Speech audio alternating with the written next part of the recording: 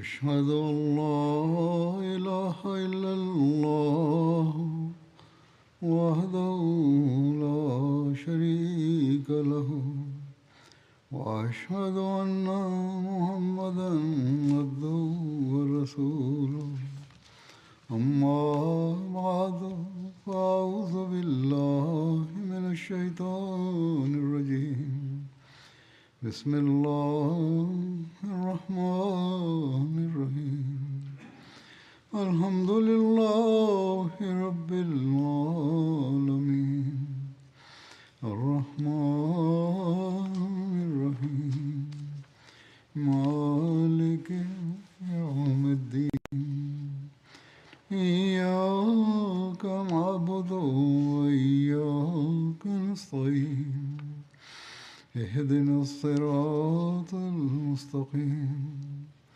صراط الذين أنعمت عليهم غير المغضوب عليهم ولا الضالين وإذا سألك عبادي عني فإني قريب أجيب دعوة الداع إذا دعاني فليستجيبوا لي وليؤمنوا بي لعلهم يرشدون তোমাকে আমার সম্পর্কে প্রশ্ন করে তো যেন নিশ্চয় আমি সন্নিকটে দোয়াকারীর প্রার্থনাকারীর প্রার্থনা আমি গ্রহণ করি যখন সে আমাকে ডাকে। তারও উচিত আমার ডাকে সাড়া দেয়া এবং আমার প্রতি ঈমান আনা, যেন তারা হেদায়েত পেতে পারে, সঠিক পথের দিশা পেতে পারে। রমজান আরম্ভ হতেই হৃদয়ে তাৎক্ষণিকভাবে ধারণা জাগ্রত হয়ে যে নামাজের প্রতি মনোযোগ নিবদ্ধ হওয়া উচিত, কেননা এটি কল্যাণের মাস। এই মাসে দোয়া গৃহীত হয়, তাই সচরাচর মানুষ মসজিদমুখী হয়। মসজিদে মানুষের আনাগোনা বেড়ে যায়। ফজরের নামাজ হোক বা ঈশার নামাজ, সাধারণ দিনগুলোতে ফজর এবং ঈশার সময় ততটা উপস্থিতি থাকে না যতটা রমজানে দেখা যায়। এটি খোদার কৃপা যে অন্তত পক্ষে এই দিনগুলোতে মানুষের চেতনাবোধ জাগ্রত হয় যে মসজিদ যেতে হবে আর খোদার কাছে কৃপা ভিক্ষা চাইতে হবে। এর মৌলিক কারণ হলো আল্লাহ তাআলা বলছেন, রমজানের দিনগুলোতে আমি জাহান্নামের দ্বার রুদ্ধ করে দেই, শয়তানকে শিকলাবদ্ধ করে দেই আর জান্নাতের দরজা খুলে দিই।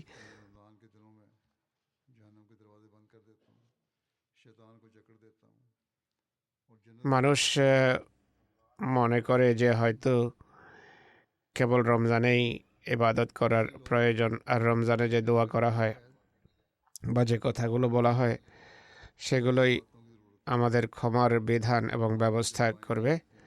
গায়ের আমদি ইসলামী চ্যানেলে এই হাদিস বারবার পুনরাবৃত্ত হয়, অথচ এটি একটি ভ্রান্ত ধারণা। রমজানে ইবাদতের প্রতি মনোযোগ আল্লাহ তাআলা আকর্ষণ করেছেন এই জন্য যে সেটিকে জীবনের স্থায়ী অংশ করে নাও। যদি এমনটি না হয় তাহলে কেবল রমজানের ইবাদত কোনো কাজের নয়, বরং আল্লাহ তাআলা বলবেন এটিতে 1 মাস ইবাদত করেছ, বাকি 11 মাস কি করেছ। তাই এমন ভ্রান্ত ধারণা মানুষের মন থেকে ঝেড়ে ফেলে দেওয়া উচিত যে কেবল রমজানে নামাজ পড়বো আর মসজিদ আবাদ করব।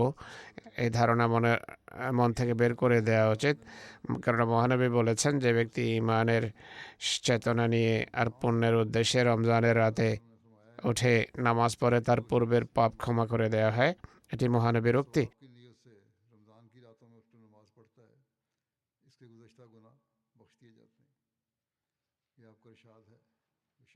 এসব পুণ্যকে জীবনের স্থায়ী অংশ যদি করে, মানুষ যদি তাহাজ্জুদ নফলের প্রতি মনোযোগী হয়, রমজানে বেশি মনোযোগ নিবদ্ধ হবে, যারা স্থায়ী ইবাদত করে তারা তাদের চিন্তা চেতনা এটাই থাকে। কিন্তু কিছু মানুষ মনে করে যে শুধু রমজানের রাতে জাগ্রত হলাম, উঠলাম, এটি যথেষ্ট। মানুষ সবসময় ভুল করতেই থাকে। ভুল করা মানুষের বৈশিষ্ট্য, কিন্তু খোদা তাআলাও একান্ত দয়ালু এবং কৃপালু, তিনি ক্ষমাশীল। তাই তিনি আমাদের এই সুযোগ দিয়েছেন। বছরে কোনো সময় যদি ভুল হয়ে যায় তাহলে নতুনভাবে অঙ্গীকার করো, আর এর উপর প্রতিষ্ঠিত থাকার চেষ্টা করো যে ভবিষ্যতে খোদার প্রকৃত অর্থে ইবাদত করবে আর সে সমস্ত পুণ্য করবে যা আল্লাহ তাআলা করার নির্দেশ দিয়েছেন। তাই একজন মুসলমানকে এই কথা বিশেষভাবে স্মরণ রাখা উচিত। রমজানের যে ইবাদতের আল্লাহ তাআলা নির্দেশ দিয়েছেন, সেই নির্দেশের কারণ হলো যেন তোমাদের মাঝে হেদায়েত এবং রুশদ, সঠিক পথের দিশা যেন তোমরা পাও। আর এই রুশদ বা সঠিক বোধ বুদ্ধি, সঠিক পথের দিশা, এটা স্থায়ী বৈশিষ্ট্য হওয়া উচিত। আল্লাহ তাআলা স্মরণ করানোর জন্য, নিজের রহমানিয়ত প্রকাশের জন্য, রহমানিয়তের বিকাশের জন্য বারবার রমজান নিয়ে আসেন। মানুষ যে বিভ্রান্ত হয়, পথভ্রষ্ট হয়, তাকে পুনরায় তার দায়িত্ব সম্পর্কে সচেতন করার জন্য এটা নিয়ে আসেন। মানুষ যেন আল্লাহর অধিকার প্রদানের কথাও নতুনভাবে স্মরণ করে, বান্দার অধিকার প্রদান নিয়েও চিন্তা করে। যদি এমনটি করে তাহলে সে খোদা এবং বান্দার অধিকার যথার্থভাবে দিতে পারবে, প্রদান করতে পারবে। আল্লাহ তাআলা যখন বলেন যে এযা সাআলাকা ইবাদি, যখন আমার বান্দা প্রশ্ন করে তোমাকে, আমার বান্দা এই শব্দ বলতে এখানে খোদা প্রেমিক বোঝানো হয়েছে। যে কাউকে ভালোবাসে তার অবস্থা এমন হবে না যে 12-11 মাস কোনো প্রেম ভালোবাসা প্রকাশ করবে না, শুধু 1 মাস ভালোবাসা বা প্রেম নিবেদন করবে। খোদা প্রেমিকের বা আল্লাহ বান্দাদের বৈশিষ্ট্য হলো বা তাদের বৈশিষ্ট্য এটি হওয়া উচিত, অর্থাৎ তারা স্থায়ীভাবে চেষ্টা করা হওয়া উচিত তাদের বৈশিষ্ট্য।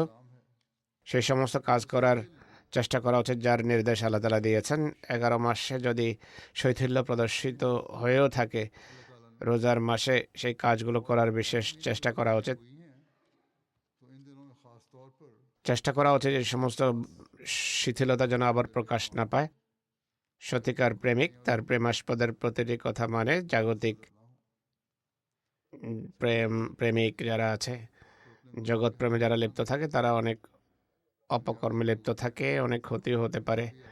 অনেক সময়, প্রায় সময় জাগতিক প্রেম কল্যাণকর হয় না, কিন্তু খোদা প্রেমে কল্যাণ এবং মঙ্গল ছাড়া আর কিছু নেই। খোদা প্রেম পুরোটাই কল্যাণ, কেননা খোদা তাআলা সকল কল্যাণের উৎস, সকল পাপ থেকে রক্ষাকারী, সকল কষ্ট থেকে রক্ষাকারী। তিনি বলেন আমার কাছে চাও, দোয়া করো, আমি তোমাদের উত্তর দেব। আর প্রকৃত প্রেমিক খোদার নৈকট্য চায়। তাই আমাদের চেষ্টা করা উচিত, আমাদের খোদার নৈকট্য লাভের চেষ্টা করা উচিত। রমজানের ইবাদতগুলোতে শুধু জাগতিক স্বার্থ সিদ্ধির দোয়া করবেন না, বরং আপনাদের প্রেমাস্পদ আল্লাহর নৈকট্য লাভের দোয়া করুন। এই দোয়া করুন, আল্লাহ আমাদেরকে তোমার নৈকট্য দান করো, আমাদেরকে এমন দোয়া করার তৌফিক দাও যা তুমি গ্রহণ করবে, তোমার মোলাকাত লাভের সৌভাগ্য দাও, আমাদেরকে উত্তম রোজা রাখার তৌফিক দাও। যদি এটি হয়, রমজানের পর আর পাপ বাকি থাকবে না, পুণ্যের অব্যাহত সুযোগ মানুষ লাভ করতে থাকবে। আল্লাহ তাআলা বারবার কোরআনে মনোযোগ আকর্ষণ করেছেন, বুঝিয়েছেন যে আল্লাহর অধিকার কি, বান্দাদের অধিকার কি, সেগুলো প্রদানের চেষ্টা করো। হযরত মসিহ মাউদ আলাইহিস সালাতু ওয়াস সালাম বলেন, কোরআন শরীফে 700 আদেশ নিষেধ রয়েছে। কোরআন পাঠের প্রতি রমজানে মনোযোগ আকর্ষণ করা হয়েছে, বিশেষভাবে মনোযোগ আকর্ষণ করা হয়েছে। যদি আমরা কোরআন পড়ি তাহলে আমরা বিভিন্ন নির্দেশ যা আছে, আল্লাহ তাআলা যা দিয়েছেন, যে নির্দেশ দিয়েছেন, সেগুলো খুঁজে বের করার চেষ্টা করব। এক জায়গায় মুহাম্মদ সাল্লাল্লাহু আলাইহি ওয়াসাল্লাম 7 শতাধিক আদেশ নিষেধের কথা উল্লেখ করেছেন। যদি আমরা আল্লাহর নির্দেশাবলী সন্ধান করি তাহলে সেগুলো মেনে চলারও চেষ্টা করব। সত্যিকার প্রেমিকের এটি বৈশিষ্ট্য, প্রেমাস্পদের কথা মানার সর্বাত্মক চেষ্টা সে করে থাকে। কারণ আল্লাহ তাআলা বলছেন যে আমার বান্দাদের বলো তারা যেন আমার প্রতি ঈমান আনে, যেন তারা হেদায়েত পেতে পারে। আর কামেল এবং পূর্ণ ঈমান হলো আল্লাহ এবং রসুলের নির্দেশ মেনে চলা। আর আল্লাহর আরেকটি নির্দেশ রয়েছে যে ঈমান এবং সৎকর্ম নেক কর্ম সমান্তরালে চলে। এই কারণে এই আয়াতে এটিও লেখা হয়েছে, আমার ডাকে যেন মানুষ সাড়া দেয়। আর আল্লাহর কথা হলো নেক কর্ম করা, আমলে সালে করা, পুণ্যের উপর প্রতিষ্ঠিত হওয়া, যেন এবাদতকে যেন দোয়ায় সজ্জিত করে। অন্যত্র আল্লাহ তাআলা বলেন,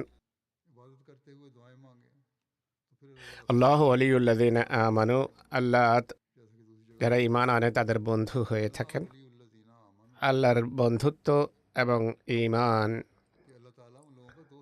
তোমাদেরকে খোদার নৈকট্যে ধন্য করবে আর ক্রমাগতভাবে এক্ষেত্রে উন্নতি করতে থাকবে, উন্নতি ধারা অব্যাহত থাকবে। এই নৈকট্য কোনো এক জায়গায় গিয়ে থেমে যায় না। তিনি দোয়া শোনেন, গ্রহণ করেন। রমজানে এই পদমর্যাদা, এই মর্যাদায় উপনীত হওয়ার চেষ্টা অব্যাহত রাখা উচিত। ভাবা উচিত যে এরপর যদি আমরা এই পদমর্যাদা থেকে ছিটকে পড়ি আর ইবাদতের দায়িত্ব যদি সেভাবে পালন না করি যেভাবে রমজানে করেছি, আর খোদার নৈকট্য লাভের চেষ্টা অব্যাহত না থাকে, তাহলে খোদা কিভাবে বন্ধু হতে পারেন? আল্লাহ তো তাহলে আর ওলি হবেন না। আল্লাহও তো কিছু শর্ত রেখেছেন, দোয়া গৃহীত হওয়ারও তো কিছু শর্ত আছে। আল্লাহ তাআলা প্রথম কথা এটি বলেছেন যে আমার বান্দা হতে হবে, তোমাকে সম্পূর্ণভাবে তার হয়ে যেতে হবে, খাঁটি হৃদয়ে অন্তঃকরণে তার ইবাদত করতে হবে, তাকে সকল শক্তির উৎসস্থল মনে করতে হবে। জগতের কোনো কিছুকে খোদা বানাবে না, মিথ্যা খোদা বানাবে না। ছোট ছোট লোকদেরকে স্বার্থ সিদ্ধের জন্য অজান্তে অবচেতনে খোদা বানাবে না, এটি তো শিরক। এখনই সম্প্রতি জার্মানির হেফাজতে খাসের লোকেরা সাক্ষাতের জন্য এসেছেন। এই প্রশ্ন তারা করেছেন যে কীভাবে আমাদের অমুক অফিসারকে আমরা সন্তুষ্ট করতে পারি। তাদেরকে এটাই বলেছি, তোমরা যে কাজই করো আল্লাহর সন্তুষ্টি অর্জনের জন্য করবে। যদি খোদাকে সন্তুষ্ট করার উদ্দেশ্যে কাজ করে থাকো, আল্লাহ নিজেই তোমাদের উচ্চপদস্থ কর্মকর্তাদের মনোযোগ এদিকে নিবদ্ধ করবেন। তারা তোমাদের কল্যাণের ব্যবস্থা করবেন, তোমাদের প্রতি স্নেহ এবং ভালোবাসাপূর্ণ ব্যবহার করবেন। সবচেয়ে বড় বিষয় হলো খোদার কাছে তার দয়া, তার স্নেহ ভিক্ষা চাও, তার নির্দেশাবলী মেনে চলার চেষ্টা করো। আমরা হজরত চৌধুরী জাফরুল্লাহ খান সাহেবের উদাহরণ দিয়ে থাকি। একবার রানীর দরবারে ছিলেন, তিনি অস্বস্তি প্রকাশ করেন, বসেছিলেন আর বারবার ঘড়ি দেখছিলেন। কর্মকর্তারা জিজ্ঞেস করেন যে ব্যাপার কি? তিনি বলেন, আমার ইবাদতের সময় হয়ে গেছে, ইবাদতের সময় সন্নিকটে, খোদার নির্দেশ ইবাদত করা, তাই এই ইবাদত যে আমাকে করতে হবে, তাই আমি অস্বস্তি বোধ করছি যে কোথাও সময় না আমার হাত থেকে বেরিয়ে যায়। তখন তারা নামাজের ব্যবস্থা করে দেয়। এই সৎসাহস থাকা উচিত, আর এটি সেই ইমানের দাবি যা প্রত্যেক আহমদের মাঝে পরিদৃষ্ট হওয়া উচিত। আমরা এগুলোকে উদাহরণ হিসাবে উপস্থাপন করি, কিন্তু এগুলো আমাদের অবলম্বনও করা উচিত। মহানবী পুণ্যের প্রতি দৃষ্টি আকর্ষণের জন্য আরও অনেক উদাহরণ দিয়েছেন, অনেক হাদিস আছে এ সংক্রান্ত। হযরত মসিহে মাউদ আলাইহিস সালাম এই যুগে, যিনি মহানবীর প্রকৃত দাস, তিনি এই দায়িত্ব যথাযথভাবে পালন করেছেন, পুণ্যের দিকে মনোযোগ আকর্ষণ করেছেন। বয়াতের শর্তাবলীতে বেশিরভাগ শর্তে এটি আছে যে আল্লাহ এবং বান্দার অধিকার প্রদানের বিষয়ে মনোযোগী হোক। এই বিষয়গুলোর প্রতি আমাদের মনোযোগ দিতে হবে। যদি আমরা এমনটি করি, তাহলে আল্লাহ তাআলা আমাদের ওয়ালি বা বন্ধু হয়ে যাবেন, আমাদের দোয়া গ্রহণ করবেন। মহানবী সাল্লাল্লাহু আলাইহি ওয়াসাল্লাম বলেছেন, খোদা তাআলা তাদের দোয়া গ্রহণ করেন যারা অধৈর্য প্রদর্শন করে না। আর এটি বলে না যে আমি অনেক দোয়া করেছি, আল্লাহ শোনেনি না। এটি কুফরি, এটি খোদাকে অস্বীকার করার নামান্তর, ইমান থেকে দূরে ঠেলে দেয়। একজন মুমিনের সবসময় এমন বিষয় থেকে দূরে থাকা উচিত। এই বিষয়গুলোর প্রতি মনোযোগ রাখা প্রয়োজন। অনেকে আমাকেও লেখে যে আমরা অনেক দোয়া করেছি। প্রথম কথা হলো খোদার নৈকট্য লাভের জন্য তোমরা দোয়া করনি।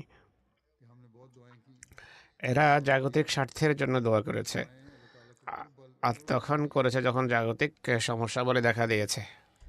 তাই শুধু জাগতিক সমস্যাবলীর সমাধানের জন্য যদি আল্লাহর কাছে যাই, তাহলে আল্লাহ এমন দোয়া কেন শুনবেন? বন্ধুত্বের দাবি তখন পূরণ করে যখন সাধারণ দিনগুলোতেও বন্ধুত্বের দাবি পূরণ করা হয়। তার কথা শুনে মানুষ তার কথা মানে, কেবল তবেই তিনি আমাদের কথা শুনবেন। এই কথা সবসময় স্মরণ রাখা উচিত। শুধু নিজেদের স্বার্থ সিদ্ধির জন্য, জাগতিক কাজকর্মের জন্য যেন আল্লাহর কাছে না যাই, বরং খোদার নৈকট্য লাভের জন্য যেন খোদার কাছে যাওয়ার চেষ্টা করি। এটি যদি আমরা করি, তাহলে ইনশাল্লাহ আল্লাহ তাআলা আমাদের দোয়া গ্রহণ করবেন এবং তিনি করেন আর উত্তরও দেন। কেননা আল্লাহ নিজেই বলেছেন যে আমি উত্তর দেই। হযরত মসিহ মউদ আলাইহিসসালাম বলেন যে এই বিষয়টি দুই বন্ধুর মধ্যকার বিষয় হয়ে থাকে। কখনো বন্ধুকে নিজের কথা মানায়, কখনো বন্ধুর কথা মানে। খোদা এমনটি করেন। এক মুমিনের দোয়া আল্লাহ তাআলা বাহ্যত প্রত্যাখ্যান করলেও এটি তার কল্যাণের জন্য করেন। হযরত মসিহ ইসলাম বলেন, এই কথা বলা যে আমি দোয়া করেছি, প্রথম কথা হলো দোয়া তুমি তখন করেছ যখন জাগতিক কোনো স্বার্থ দেখা দিয়েছে, ধর্মের জন্য, ধর্মের কল্যাণের জন্য, ধর্মের ক্ষেত্রে উন্নতির জন্য, খোদার নৈকট্য লাভের জন্য কোনো দোয়া করা হয়নি। আর যদি কেউ মোমেন হয়ে থাকে আর কোনো সময় তার দোয়া যদি গৃহীত না হয়, তাহলে হযরত মসিহ ইসলাম এ সম্পর্কে বলছেন যে দোয়া গৃহীত হওয়ার বিষয়টি দুই বন্ধুর মধ্যকার বিষয়ের ন্যায়। কখনো এক বন্ধু মানে, কখনো মানে না বন্ধুর কথা। আর যখন মানে না, তখন বন্ধুর কল্যাণের কোনো উপকরণ তাতে রেখে দেন। এমন বিষয় আছে যা আল্লাহ তাআলা গ্রহণ করেন না, বরং তাকে অন্যভাবে তিনি পুরস্কৃত করে থাকেন। হযরত মসিহ মউদ আলাইহিস সালাম এক জায়গায় বলেন, আমার বান্দা যখন আমাকে আমার সম্পর্কে প্রশ্ন করে যে আল্লাহর অস্তিত্বের প্রমাণ কি, এর উত্তর হলো আমি খুবই নিকটে, আমি কাছে।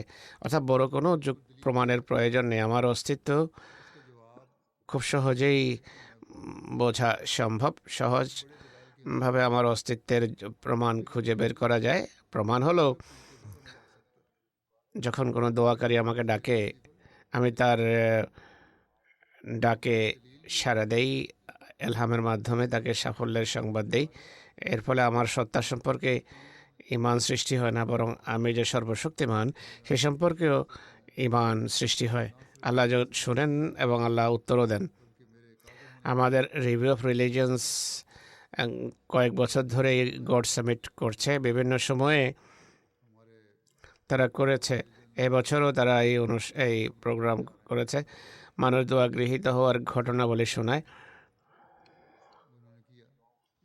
আল্লাহ তাআলা তাদের দোয়া শুনেছেন আর দোয়া গৃহীত হওয়ার কারণে আল্লাহর পবিত্র সত্তায় তাদের বিশ্বাস জন্মেছে। কিন্তু শর্ত হলো মানুষের নিজেদের মাঝে তাকওয়া এবং খোদাভীতি সৃষ্টি করা উচিত, যেন আমি তাদের ডাকে সাড়া দিতে পারি। তাকওয়ার সৃষ্টি করতে হবে, খোদাভীতি সৃষ্টি হতে হবে। আল্লাহ তাআলা বলছেন যে তাকওয়া এবং খোদাভীতি যদি সৃষ্টি করো নিজের মাঝে, তাহলে আমি শুনবো না হয় শুনবো না। খোদাভীতি এবং তাকওয়া খোদার আওয়াজ শোনার জন্য আমাদের নিজেদের মাঝে সৃষ্টি করতে হবে। আর আমার সত্তায় ঈমান আনা উচিত। আল্লাহ তাআলা বলছেন তাদের উচিত আমাতে ঈমান আনা। পূর্ণ তত্ত্বজ্ঞান লাভের পূর্বে এই স্বীকারোক্তি আবশ্যক যে খোদা আছেন আর সকল শক্তির তিনি আধার। যে ব্যক্তি ঈমান আনে তাকে তত্ত্বজ্ঞানে ধন্য করা হয়, এটিও আল্লাহ তাআলা বলেছেন। ফালিয়াস্তাজিবু লি ওয়াল ইউমিনু বি, আমার ডাকে তাদের সাড়া দিতে হবে, আমার প্রতি তাদের ঈমান আনতে হবে।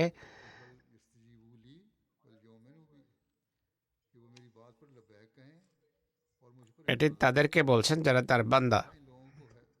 और फरमाया भी उन लोगों को है ये जो তারা প্রকৃত মোমেন, প্রকৃত বান্দা। बंदे हैं, अपने बंदों को फरमा रहा है अल्लाह ताला, जो हकीकी मोमिन है, हकीकी बंदे हैं। অনেক সময় আমি যেভাবে বলেছি যে দুর্বলতাও দেখা দেয়, बाज वक्त দুর্বল অবস্থায় जब मैं আল্লাহর নৈকট্য লাভের চেষ্টা করা উচিত, ইমান মজবুত করার চেষ্টা করা উচিত। এটি যদি হয় তাহলে अपने ईमान को খোদা তাআলা যিনি সর্বশক্তির আধার, और जब ये हालत होगी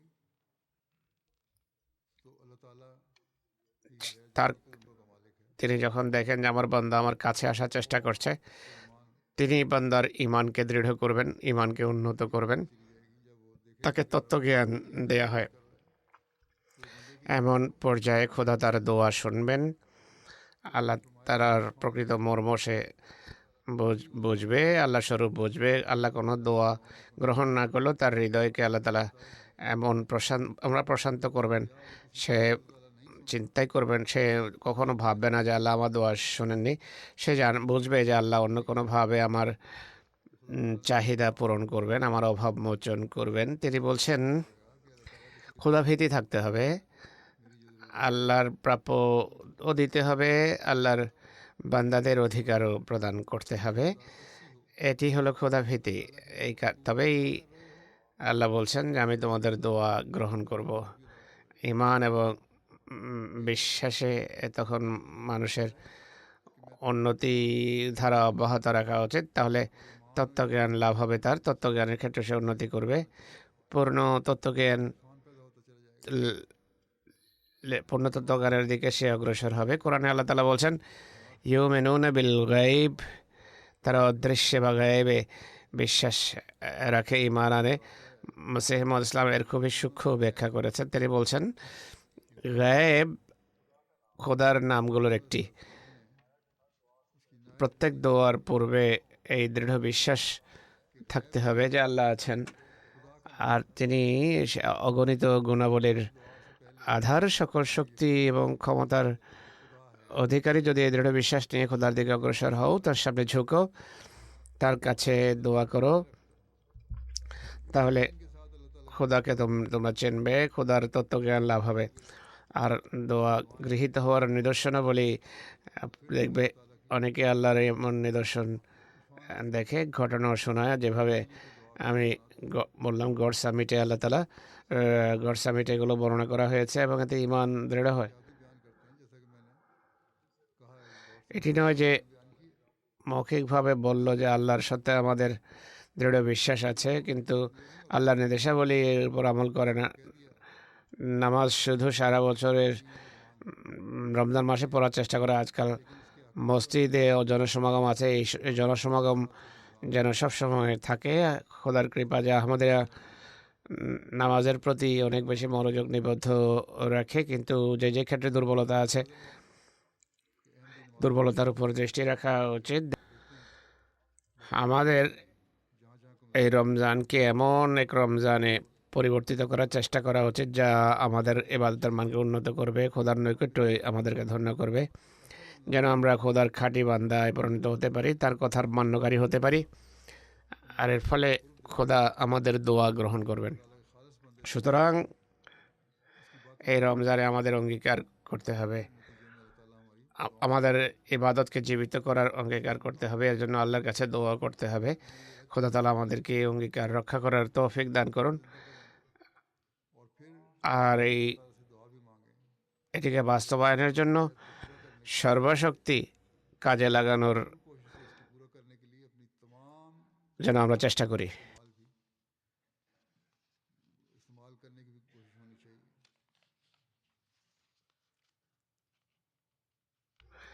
এই চেষ্টা যদি থাকে,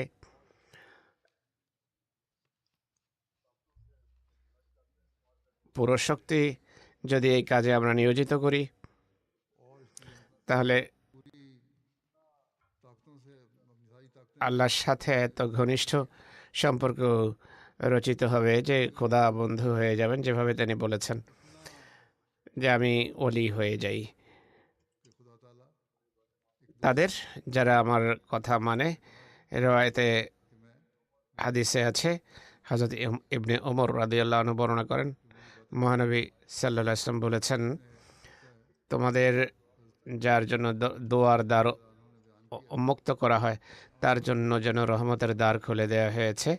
খোদার কাছে যাই চাওয়া হয় সেগুলোর মাঝে তার কাছে সবচেয়ে প্রিয় হলো তার কাছে নিরাপত্তা চাওয়া। মহানবী বলেন, হুজুর সাল্লাল্লাহু আলাইহি সাল্লাম বলেছেন যে বিপদ এসে গেছে এবং যে বিপদ এখনো আসেনি সেসবের বিরুদ্ধে দোয়া কল্যাণকর হয়ে থাকে। হে আল্লাহর বান্দাগণ, তোমরা দোয়া করার রীতি অবলম্বন করো, দোয়ার অভ্যাস রপ্ত করো। বিপদ আপদ শুধু রমজানে আসে না, বা সমস্যা শুধু রমজানেই দেখা দেয় না, বিভিন্ন সময় সমস্যা দেখা দেয়। আল্লাহ তাআলা বলেন, দোয়া শুধু এই দিনগুলোতে করো না, বা যখন প্রয়োজন দেখা দেয় বিপদ আপদ এড়ানোর জন্য শুধু তখন দোয়া করো না, বরং মহানবী বলেছেন, যেসব সমস্যা এখনো মাথা চারা দেয়নি, যে কোনো সময় সমস্যা ক্লিষ্ট হতে পারো, তখন তা থেকে রক্ষার জন্য দোয়া কাজে আসে। তাই স্থায়ীভাবে দোয়ায় লেগে থাকো। খোদার নিরাপত্তার বেষ্টনীতে স্থান লাভের চেষ্টা করো। আল্লাহ যে সমস্ত বিপদ আপদ এসে গেছে, সমস্যা এসে গেছে, তা থেকে রক্ষা করুন। খোদার নেয়ামতেও যেন ধন্য করেন তিনি। ভবিষ্যতেও যদি কোনো বিপদ আসার থাকে, আল্লাহ ভালো জানেন কখন আসবে। আল্লাহ এইসব সমস্যা দূরীভূত করুন আর সব সময় যেন কল্যাণমণ্ডিত করেন। এমনটি হলেই মানুষ প্রকৃত মোমেন আখ্যায়িত হতে পারে, যাদেরকে আল্লাহ মোমেনদের শ্রেণীভুক্ত করেছেন। সুতরাং আল্লাহর কাছে যদি দোয়ায় পুণ্যের পথ উন্মোচিত হওয়ার দোয়া করতে থাকো, তাহলে মহানবী বলেন অতীত এবং ভবিষ্যৎ সকল সমস্যা থেকে মুক্ত থাকবে। তাই রহমতের দ্বার উন্মোচনের জন্য আমাদের জীবনে স্থায়ীভাবে সেই বিপ্লব আনয়ন করতে হবে, অর্থাৎ খোদার সাথে যেন আমাদের সম্পর্ক অটুট থাকে। সুখ দুঃখ সহজসাধ্যতা ও কাঠিন্য সর্বাবস্থায় খোদার যেন কৃপা ভিক্ষা চাই আমরা। হযরত আবু হুরায়রা একটি রওয়ায়াত বর্ণনা করেন, মহানবী সাল্লাল্লাহু আলাইহি ওয়াসাল্লাম বলেছেন, আমাদের প্রভু প্রত্যেক রাতে নিকটবর্তী আকাশে নেমে আসেন। রাতের 1/3 যখন বাকি থাকে, আল্লাহ তাআলা বলেন, কে আছে যে আমাকে ডাকবে? আমি তার ডাকে সাড়া দেওয়ার জন্য প্রস্তুত আছি। কে আছে যে আমার কাছে চাইবে? আমি তাকে দেওয়ার জন্য প্রস্তুত। কে আমার কাছে ক্ষমা প্রত্যাশা করবে, ক্ষমার দোয়া করবে, আমি তাকে ক্ষমা করার জন্য প্রস্তুত। এই বিষয়টি শুধু রমজানের সাথে সম্পর্কযুক্ত নয়, এখানে সাধারণ অবস্থার কথা হচ্ছে। যখনই বান্দা আমার কাছে চায়, আমি তাকে ক্ষমা করি, আমি তাকে দেই, তার কথার উত্তরও দেই। তো রমজানে আল্লাহ তাআলা এমন এক সুযোগ সৃষ্টি করেছেন যে ইবাদতের প্রতি যেহেতু সবার মনোযোগ থাকে, তাই তুমিও যদি মনোযোগ নিবদ্ধ করো, তাহলে এই সমস্ত নেক কর্মের অভ্যাস রপ্ত হয়ে যাবে। আর একবার যদি অভ্যাস হয়ে যায়, এটিকে জীবনের স্থায়ী বৈশিষ্ট্য বানিয়ে নাও। একটি রওয়ায়াতে আছে, মহানবী বলেছেন, যে ব্যক্তি চায় যে খোদা তাআলা দুঃখের দিনে তার কষ্ট দূরীভূত করুন, তার উচিত স্বাচ্ছন্দ্যের যুগে খোদাকে অজস্র ধারায় স্মরণ করা। যেভাবে পূর্বে হাদিসের বরাতে আমি বলেছি, এই বিষয়গুলো খুবই গুরুত্বপূর্ণ, যা আমাদের স্মরণ রাখা উচিত। সবসময় খোদার সাথে সম্পর্ক বিরাজমান থাকা উচিত। শুধু দুঃখ, কষ্ট, পেরেশানি সময় যেন আমরা খোদার দিকে না ছুটি, শুধু সেই সময় আহাজারি না করি, বরং খোদার সত্যিকার অর্থে বন্ধু হওয়ার, আল্লাহর সাথে সত্যিকার বন্ধুত্বের চেষ্টা করা উচিত। আল্লাহকে ওলি বানাতে হলে স্থায়ীভাবে আমাদের তার চরণে ঝুঁকে থাকতে হবে। অবিচলতার সাথে সাধারণ দিনগুলোতেও খোদার প্রতি মনোযোগ থাকা উচিত। হাদিস বলছে যে শুধু দুঃখ এবং কষ্টের সময় খোদাকে ডাকবে না, বরং সবসময় তাকে ডাকতে হবে। এক রওয়ায়াতে এটিও আছে, মহানবী বলেছেন, খোদা তাআলা বলেন, আমি বান্দার সাথে তার ধারণা অনুসারে ব্যবহার করে থাকি। বান্দা যখন আমাকে স্মরণ করে আমি তখন তার সাথে থাকি। সে যদি আমাকে মনে মনে স্মরণ করে আমি আমার অন্তরে তাকে স্মরণ করি। সে যদি কোনো বৈঠকে আমার কথা বলে আমি তার চেয়ে উত্তম মজলিসে তাকে স্মরণ করব। সে আমার দিকে যদি এক বিঘত অগ্রসর হয় আমি তার দিকে এক হাত এগিয়ে আসবো। সে যদি আমার দিকে এক হাত এগিয়ে আসে আমি দুই হাত তার দিকে এগিয়ে আসবো। সে যদি আমার দিকে হেঁটে আসে আমি তার দিকে ছুটে যাব। তাই প্রত্যেক আহমদীর খোদার স্মরণে রত থাকার চেষ্টা করা উচিত। আমাদের প্রতিটি কাজ, প্রতিটি কর্ম যেন খোদার দিকে অগ্রসর হওয়ার উদ্দেশ্যে হয়। প্রতিটি কাজ যেন আমাদেরকে খোদার দিকে নিয়ে যায়, যেন খোদা ছুটে আমাদের কাছে এসে তার স্নেহের চাদরে আমাদের আবৃত করেন, আমাদের অভাব মোচন করেন। সুখ দুঃখ স্বাচ্ছন্দ্য অস্বাচ্ছন্দ্য সকল অবস্থায় যেন আমরা আল্লাহর বান্দা হিসেবে জীবন কাটাই। আরেক রওয়ায়তে আছে মহানবী বলেন, জুন্নুন অর্থাৎ হযরত ইউনুস মাছের পেটে যে দোয়া করেছিলেন তা ছিল লা ইলাহা ইল্লা আনতা সুবহানাকা ইন্নী কুনতু মিনাজ জালিমিন। কোনো মুসলমান যখন কোনো পরীক্ষার সময় এই দোয়া করবে, এই দোয়া খোদা অবশ্যই গ্রহণ করবেন। তো এটিও আমাদের প্রতি মহানবীর স্নেহ এবং তার ভালোবাসা যে তিনি এই দোয়াগুলোর প্রতি আমাদের মনোযোগ আকর্ষণ করছেন। মানুষ দুর্বলতার শিকার হয়ে যায়, অনেক সময় খোদার প্রাপ্য অধিকার সে প্রদান করে না, কিন্তু তা সত্ত্বেও খোদা বান্দাদের প্রতি স্নেহশীল। তাদেরকে তিনি দোয়া শিখিয়েছেন, আল্লাহ তাআলা স্বয়ং দোয়া শিখিয়েছেন। কোরআনে যে বিভিন্ন দোয়া শিখানো হয়েছে এগুলো এই জন্য শিখিয়েছেন, এই জন্যই নবীদের দোয়া হিসেবে সেগুলো উল্লেখ করেছেন। এগুলো নবীদের কৃত দোয়া আল্লাহ শিখিয়েছেন এই জন্য যে আমরা এই দোয়াগুলো যদি করি খোদা তাআলা গ্রহণ করবেন। কিন্তু প্রথমে যথাযথভাবে দোয়া করতে হবে আমাদেরকে। ফালিয়াস্তাজিবু লি বলেছেন আল্লাহ তাআলা, অর্থাৎ আমার ডাকে সাড়া দাও, আমার কথা শোনো, নিজেদের ঈমানকে দৃঢ় করো। তাই আমরা নিজেদের অবস্থা খতিয়ে দেখতে পারি যে আমরা কতটা খোদার নির্দেশ মেনে চলছি। ইউনুসের যে দোয়া আমি পড়েছি এর ব্যাখ্যায় হযরত মসিহ ইসলাম লিখেছেন যে এটি থেকে আমরা একটা জিনিস শিখতে পারি, তা হলো আল্লাহ তাআলা তাকদীর বদলে দেন। কান্নাকাটি, আহাজারি, দোয়া সাদকা শাস্তির সিদ্ধান্তকেও, অপরাধীর শাস্তির সিদ্ধান্তকে টলিয়ে দেয়। শাস্তির সিদ্ধান্ত হয়ে গেলেও এটি দোয়ার ফলে এটি টলে যেতে পারে। কেউ কেউ বলে, যেভাবে পূর্বে বলেছি, আল্লাহ তাআলা যেহেতু তাকদীরে লিখে রেখেছেন, আল্লাহ জানেন এটি হবেই, তাই দোয়া করার দরকার কি, আমাদের নেকি বা পূর্ণ করার প্রয়োজন কি? তিনি বলেন খোদা তাআলা এই দোয়া শিখিয়েছেন। হযরত ইউনুসের ঘটনা উল্লেখ করে প্রমাণ দিয়েছেন যে আমি তাকদীরের সিদ্ধান্ত, যা আমার সিদ্ধান্ত, সেগুলোকে বদলে দেই। তোমাদের আহাজারি, তোমাদের ক্রন্দন আর খোদার সাথে যদি সঠিক সম্পর্ক থাকে, নেক কর্ম শুরু করে দাও, পাপ এড়িয়ে চলো, খোদার চরণে পড়ে যদি আহাজারি করো, তাহলে বলতে চাই যারা বিপদ অবতীর্ণ হওয়ার পূর্বে দোয়া করে, ইস্তিগফার করে, সদকা দেয়, আল্লাহ তাআলা তাদের প্রতি কৃপা করেন এবং আল্লাহ শাস্তি থেকে তিনি তাদেরকে রক্ষা করেন। বিপদ যখন এসে যায় তখনও খোদা এতটা দয়ালু যে তিনি মানুষকে রক্ষা করেন যদি সত্যিকার অর্থে দোয়া নিষ্ঠাপূর্ণ হয়ে থাকে আর ইস্তিগফার যদি সত্যিকার হয়ে থাকে। তিনি বলেন আমার এই কথাগুলো কাহিনী স্বরূপ নয়, আমি সত্যিই তোমাদের হিতাকাঙ্ক্ষী। নিজের অবস্থা নিয়ে চিন্তা করো, তোমরা নিজেরা এবং তোমাদের সাথী সঙ্গীদেরকেও দোয়ায় রত হওয়ার জন্য বলো। ইস্তিগফার আল্লাহ তাআলার শাস্তি এবং ভয়াবহ বিপদ আপদে ঢাল হিসেবে কাজ করে থাকে। ইস্তিগফার হলো ঢাল।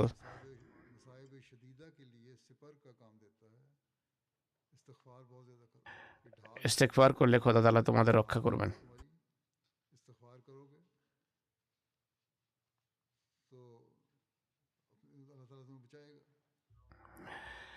সম্প্রতি আমি দোয়ার তাহরিক করেছিলাম, তাতে ইস্তেগফারের প্রতি মনোযোগ আকর্ষণ করেছি। তিনি বলেন ইস্তেগফার হলো একটি ঢাল। কোরআন শরীফে আল্লাহ তাআলা বলছেন, মা কান আল্লাহু মুআযযিবাহুম ওয়া হুম ইস্তাগফিরুন।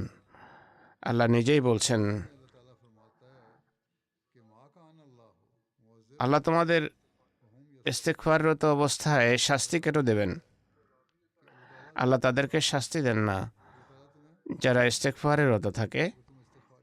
প্রকৃত ইস্তেগফার দরকার। তাই যদি চাও যে ঐশী শাস্তি থেকে নিরাপদ থাকো, তাহলে অজস্র ধারায় ইস্তেগফার করো। মানুষ যদি ইস্তেগফারে রত থাকে, ক্ষমা চাইতে থাকে, তাহলে আল্লাহ তাআলা শাস্তি দেবেন না। মুসলিম ইসলামের ব্যাখ্যায় বলছেন যে যদি তোমরা ঐশী শাস্তি এবং কোপানল থেকে রক্ষা পেতে চাও, অনেক বেশি ইস্তেগফার করো। অন্য রওয়ায়াতে আছে, মহানবী বলেছেন, আল্লাহ তাআলা বড়ই লজ্জাশীল, অত্যন্ত সম্মানিত, উদার। বান্দা যখন তার দরবারে উভয় হাত তুলে তিনি সেগুলোকে খালি এবং ব্যর্থ ফেরাতে লজ্জাবোধ করেন। আন্তরিকভাবে কৃত দোয়া কখনো প্রত্যাখ্যাত হয় না, বরং তা তিনি গ্রহণ করেন। অতএব আল্লাহ তাআলার কাছে আমরা যদি নিষ্ঠার সাথে দোয়া করি, অতীতের ভুলভ্রান্তের যদি ক্ষমা চাই, ভবিষ্যতে পূর্ণ করার তৌফিক যদি যাচনা করি, রমজানে যদি এই উদ্দেশ্যে চেষ্টা করি, দোয়া করি, রমজানের পরও যদি এই উদ্দেশ্যে দোয়া অব্যাহত রাখি, তাহলে দেখুন কিভাবে খোদা আমাদের কাছে ছুটে আসেন আর আমাদেরকে তার স্নেহ করে স্থান দেন। হযরত মসিহ মউদ বলছেন, এভাবে ঐশী গ্রন্থাবলীতে নেক এবং পুণ্যবান মানুষের মাঝে পার্থক্য করা হয়েছে। তাদের ভিন্ন ভিন্ন পদমর্যাদার কথা উল্লেখ করা হয়েছে। একইভাবে প্রকৃতির নিয়মে সেই দুই মানুষের মাঝেও পার্থক্য আছে। যাদের একজন খোদা তাআলাকে কল্যাণের উৎসস্থল মনে করে বাস্তব অবস্থার মাধ্যমে, কথা ও কর্মের মাধ্যমে তার কাছে সাহায্য চায়, আর দ্বিতীয় ব্যক্তি শুধু নিজের প্রচেষ্টা শক্তির উপর নির্ভর করে নিজের দোয়াকে হাস্যস্কর বিষয় মনে করে, আরও উদাসীন্য ও অহংকারের মাঝে জীবন কাটিয়ে দেয়। আর যে ব্যক্তি সমস্যার সময় দোয়া করে, আল্লাহর কাছে সমস্যার সমাধান চায় আর দোয়া পরম মার্গে পৌঁছায়, চূড়ান্ত কাকুতি মিনতি করে, এমন মানুষ আল্লাহ তাআলার পক্ষ থেকে প্রশান্তি এবং প্রকৃত আনন্দ লাভ করে। তার লক্ষ্য এবং উদ্দেশ্য লাভ না হলেও অন্য কোনো ধরনের নিশ্চয়তা এবং প্রবোধ তাকে দেয়া হয়। এমন মানুষ কোনোভাবে ব্যর্থ হয় না। সাফল্য লাভের পাশাপাশি ইমানি শক্তিও তার লাভ হয়, দৃঢ় বিশ্বাস তার অর্জিত হয়। আল্লাহ তাআলা স্বয়ং পাপী এবং পুণ্যবান মানুষের মাঝে পার্থক্য এটি রেখেছেন যে সে আল্লাহ তাআলাকে কল্যাণের উৎসস্থল মনে করে।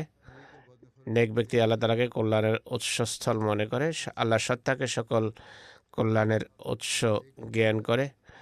সে বিশ্বাস রাখে সব কল্যাণরা যে আল্লাহর পক্ষ থেকে লাভ হয় এবং তার কাছে শক্তি যাচনা করে। এমন মানুষ অবশ্যই মুমিন। আর অহংকারী ব্যক্তি এমনটি করে না। সে মনে করে জাগতিক উপায় উপকরণ ব্যবহার করে আমি অনেক কিছু হস্তগত করব। অবস্থা যদি এমন হয়, এমন বান্দাদের আল্লাহ তাআলা অবশ্যই কোনো না কোনো সময় পাকড়াও করেন। রওয়ায়াতে উল্লেখিত আছে, হাদিসে আছে, মহানবী বলেছেন, মহানবী সম্পর্কে রওয়ায়াত হলো, যখন কোনো বৈঠক থেকে উঠতেন তিনি দোয়া করতেন, হে আল্লাহ, তুমি আমাদের হৃদয়ে তোমার ভীতি সৃষ্টি করো, যার মাধ্যমে তুমি আমাদের এবং পাপের মাঝে প্রতিবন্ধকতা সৃষ্টি করবে। তোমার অবাধ্যতার কোনো পদক্ষেপ যেন আমরা না নেই।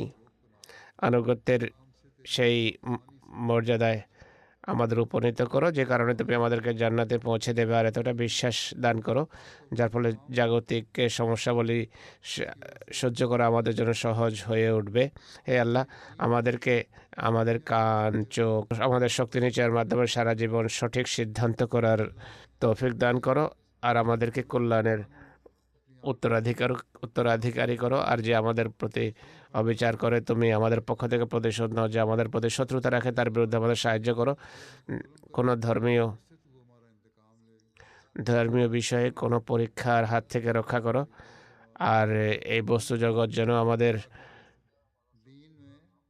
সব চাওয়া পাওয়ার কেন্দ্রস্থল না হয়, আর আমাদের জ্ঞান যেন জগৎ পর্যন্ত সীমাবদ্ধ না থাকে। আমাদের চিন্তা ভাবনা কেবল জাগতিকতার গণ্ডিতেই যেন সীমাবদ্ধ না থাকে। এমন ব্যক্তিকে আমাদের উপর চাপিও না যে আমাদের প্রতি দয়া প্রদর্শন করবে না, দয়াদ্র হবে না। অতএব এই দোয়া সবসময় স্মরণ রাখা উচিত। কত বেদনার সাথে মহানবী খোদার কাছে দোয়া করেছেন, খুবই কম্প্রিহেন্সিভ একটি দোয়া মহানবী আমাদেরকে দিয়ে গেছেন।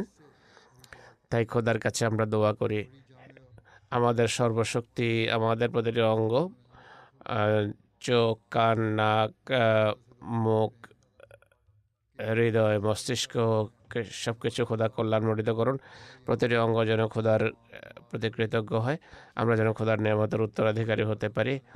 আর খোদাই আমাদেরকে অত্যাচারীদের হাত থেকে রক্ষা করুন। পৃথিবীতে বিরাজমান পরিস্থিতি, পাকিস্তানে বিরাজমান অবস্থা, অন্যান্য জায়গায়, বাংলাদেশেও এবং অন্যান্য অঞ্চলেও, অন্যান্য দেশেও, আলজেরিয়া এবং আফ্রিকার বিভিন্ন দেশে কিছু দুষ্কৃতকারী দল রয়েছে যারা হামলা করে বা বিভিন্ন এলাকা দখল করে রেখেছে।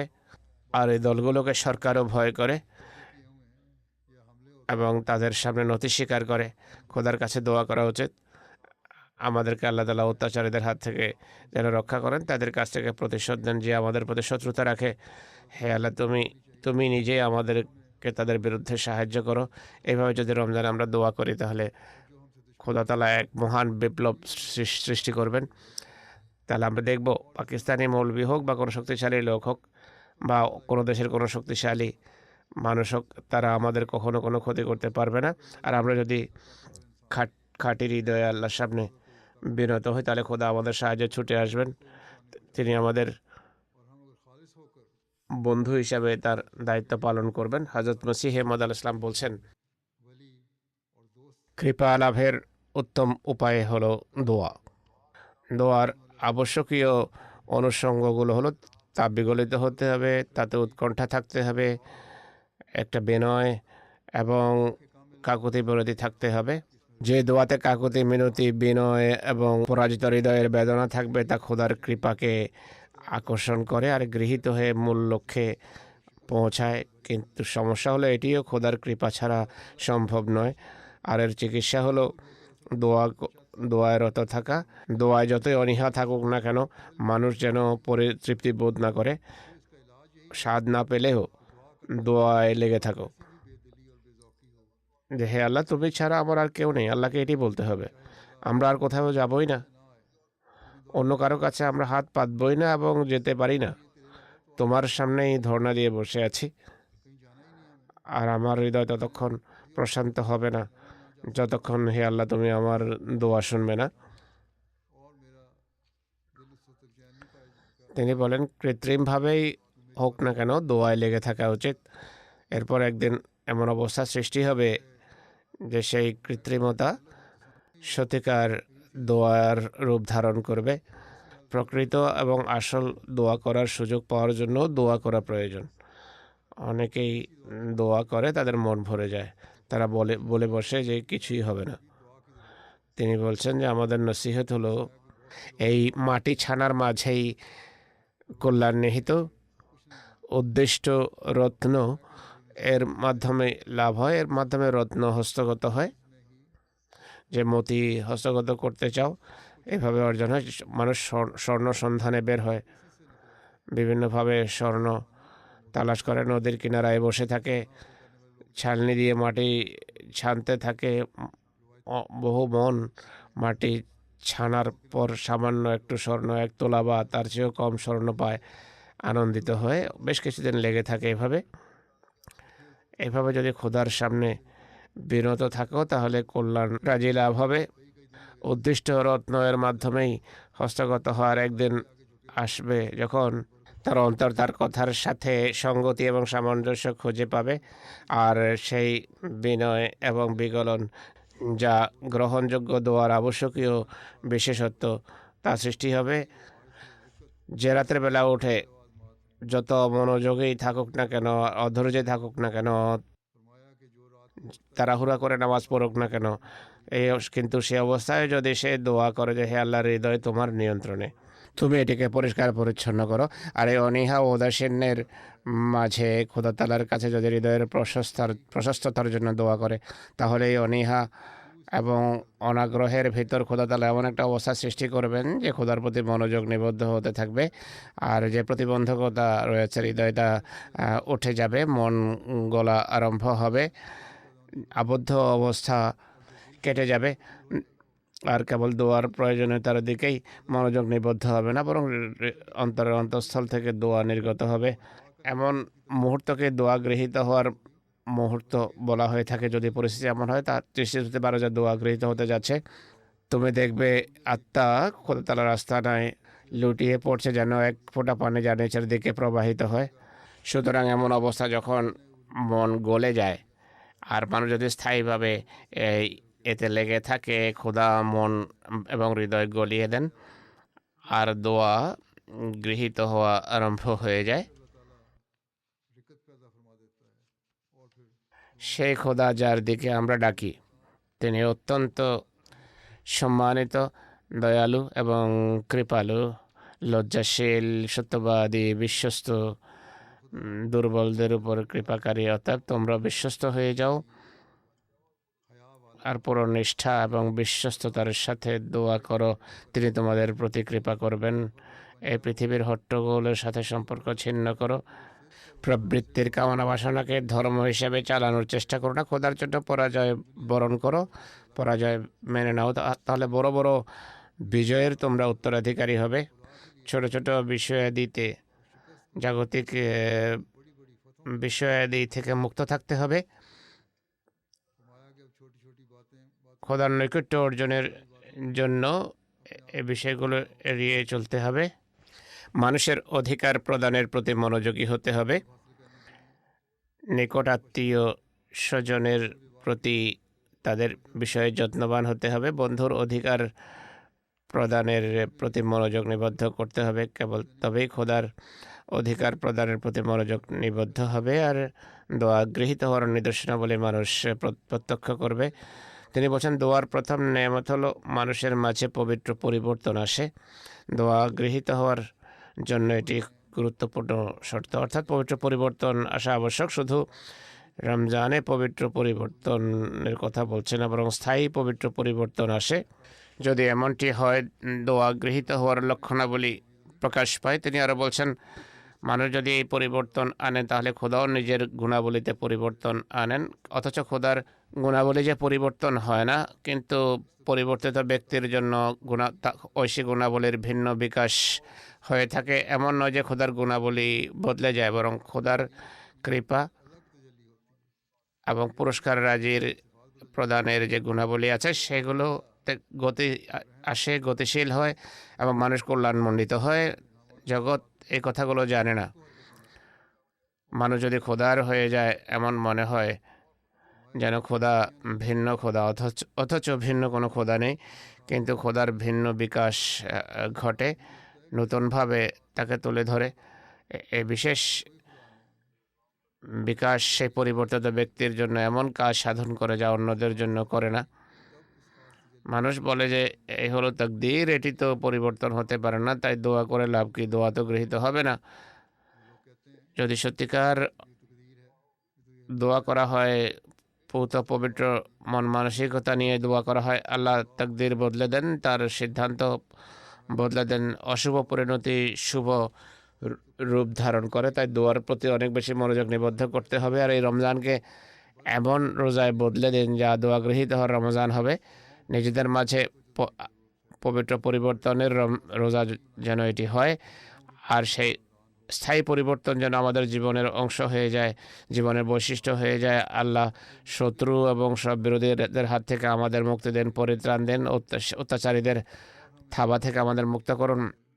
আমাদেরকে তৌফিক দিন যেন এই রমজানে আমরা নিজেদের মাঝে স্থায়ী পরিবর্তন আনয়ন করতে পারি, আর এই পরিবর্তন যেন আমাদের জীবনের স্থায়ী বৈশিষ্ট্য হয়ে যায়। আল্লাহ তাআলা আমাদেরকে সেই তৌফিক দান করুন। और फिर ये तो ताकत दिली हमारी ज़िंदगियों का दायमी हिस्सा बन जाए। अल्लाह ताला हमें इसकी तौफीक अता फरमाए।